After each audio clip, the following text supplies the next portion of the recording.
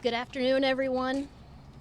My name is Deanne Waugh. I'm the Public Information Officer for the Boulder Police Department, and we're going to have a press conference to talk about a little bit more about what happened this morning. The first speaker will be Boulder Police Chief Maris Herold. Her name is spelled M-A-R-I-S-H-E-R-O-L-D.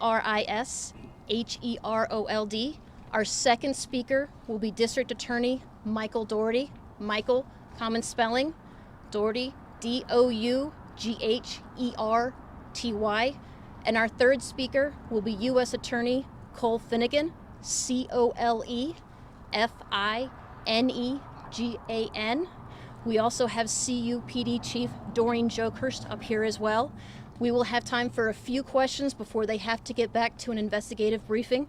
And at this time, I'm going to turn it over to Chief Maris Herold. Thank you, Deanne. Good afternoon, everyone, and thank you so much for being here. Again, my name is Chief Herold of the Boulder Police Department.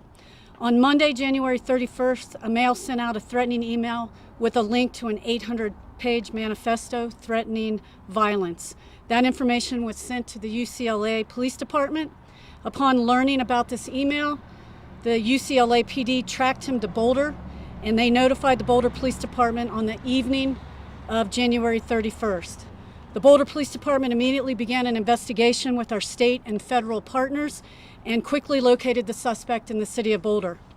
Upon reviewing parts of the manifesto, we identified thousands of references to violence, stating things such as killing, death, murder, shootings, bombs, schoolyard massacre in Boulder, and phrases like burn and attack Boulder outside of the university. The Boulder Regional SWAT was activated at 7:52 a.m. this morning and immediately set up a perimeter outside of the male's location. Officers then began evacuating nearby schools, residents, and businesses. Soon thereafter, we issued a shelter-in-place to 65 homes near the apartment complex. The investigation also revealed that the male had attempted to buy an unknown handgun at a store located in Jefferson County on November 2nd. He was denied this purchase. A search warrant was applied for, approved by a judge, and once obtained, officers attempted to make contact with the male. Crisis negotiations were able to reach him by phone. The crisis intervention team was on scene along with other policing agencies and community partners. After further conversation with negotiators at approximately 11:07 a.m., officers were able to safely take the male into custody. Detectives are currently in the process of searching the apartment in which he lived, and the community can expect to see extra policing presence in the area for the next several hours. The male has been identified as Matthew Christopher Harris, approximately 31 years of age. I can't state this more strongly. The importance of having collaboration at the federal, state, and local levels was critical to the swift resolution of this incident this morning. The incident today is yet another reminder of the ongoing need for strong relationships with our federal law enforcement partners to protect the Boulder community. Thank you for coming out today. I'll turn it over to District Attorney Michael Dougherty.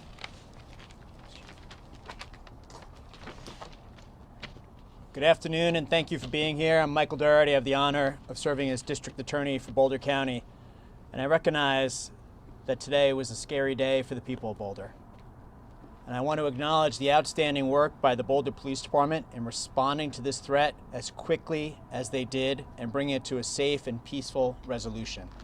This happened very quickly, and it could not have been done without the outstanding women and men of the Boulder Police Department, as well as the strong partnerships they maintain with the Federal Bureau of Investigation, the University of Colorado Police Department, the U.S. Attorney's Office, and the District Attorney's Office.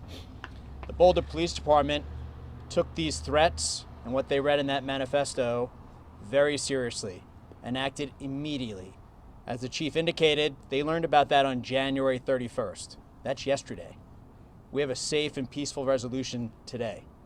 And I want to acknowledge that what they did and how they went about it is why there were no injuries and no casualties associated with this event. I couldn't agree more with what the chief said about the interagency partnerships that exist. It's because of those strong partnerships that at a time of crisis, we're able to respond with federal, state, and local partners to do our very best for the people of Boulder County. Having those partnerships in place and having lasting relationships allow us to do our very best for the people of Boulder and to ensure we're able to bring situations such as this one to a safe resolution. The individual is currently in custody on state charges. Given that the threats involved individuals who are out of state and victims who are out of state, we've been in close communication with our partners at the U.S. Attorney's Office since the very beginning. And I'm going to turn it over to Cole Finnegan, the U.S. Attorney for the state of Colorado at this point. Thank you. Good afternoon. I'm Cole Finnegan. I'm the United States Attorney for the District of Colorado. Today we have been in close communication through the day with the District Attorney, Michael Doherty, as he mentioned, with the Boulder Police Department, with the CU Police Department, with the FBI, and with the ATF. Federal investigative resources are being brought to bear on this matter, and the FBI is engaged closely in this matter, and we'll be briefing the ATF further later this afternoon. We also are reviewing all possible federal charges at this time. So since we have an ongoing investigation, I won't be able to say much more about it at this point. I do want to note, however, that we are sensitive in the United States Attorney's Office to all this community has endured, not only in the past year, but in the past month. And you have my full commitment and the full commitment of all the people in the United States Attorney's Office that we will remain engaged in this matter and stay in touch closely with the District Attorney and Boulder Police Department as we move forward. Thank you. We have time for a few questions. What is the connection of this man in custody to the city of Boulder or any of its institutions? That's a great question. We're still looking at this. All of this investigation is preliminary, but we do believe that he had a connection here in Boulder, but we're just not sure of the magnitude of the relationships here at this time. Was he affiliated with the university since he had been an instructor at UCLA? Yeah, it's a fair question. We just don't know at this time. Why was he denied the gun purchase in Jefferson County? What was the reason?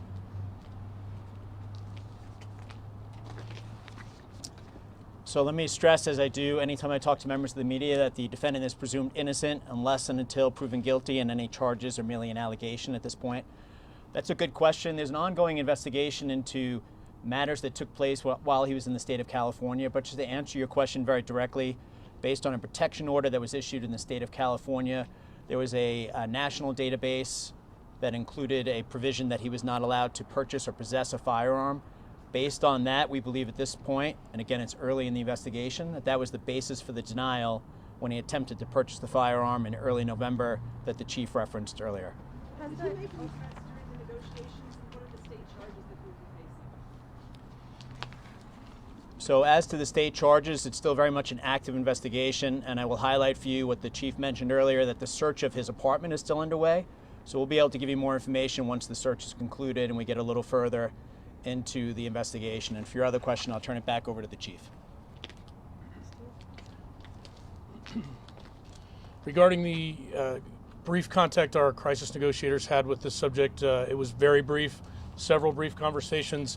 I don't have the full context of what was discussed, but it was not adversarial to the best of my knowledge. And as you know, the end result was he did come out peacefully, and that's what we desired. Why did it take him 3 hours? The initial contact we made was just to get in the area and secure the area for anyone's safety.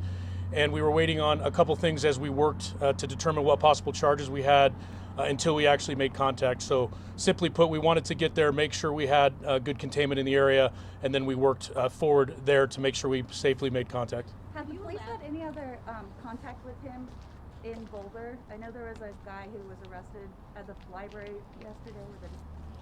Yeah, we have had contact with this male suspect approximately in October. We're still reviewing our reports from that incident, but there was no criminal charges or anything criminal related at that time. Thank you. Can you elaborate on these threats in terms of how you plan to carry them out? Was there any plan to travel to California? Can you guys elaborate on that at all? Because obviously he's in Colorado, but these threats are in California. Another great question. Unfortunately, this is 800 pages we're going through. The level of violence that we saw in the manifesto was obviously so alarming. We have not made connections yet across states, and that's why we have federal partners looking at this as well.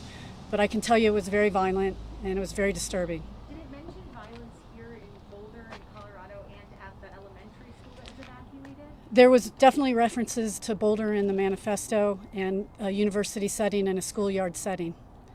And I'm sorry I can't be more detailed than that, but obviously there's a lot to go over with this manifesto. Were there any concerns that he had explosives on him?